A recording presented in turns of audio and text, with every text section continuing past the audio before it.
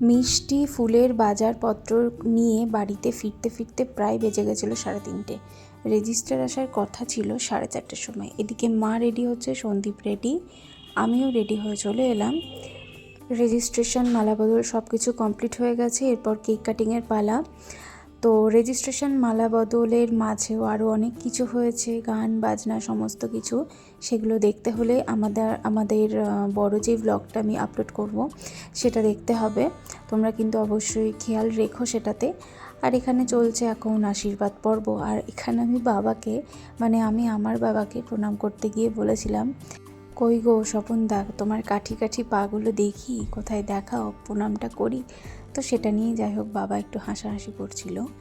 তো তারপরে কি করলাম সেগুলো তো তোমার সাথে অবশ্যই শেয়ার করব। তোমরা চ্যানেলটা অবশ্যই সাবস্ক্রাইব করো আর লাইক শেয়ার কমেন্ট করতে একদম ভুলো না কিন্তু। টাটা।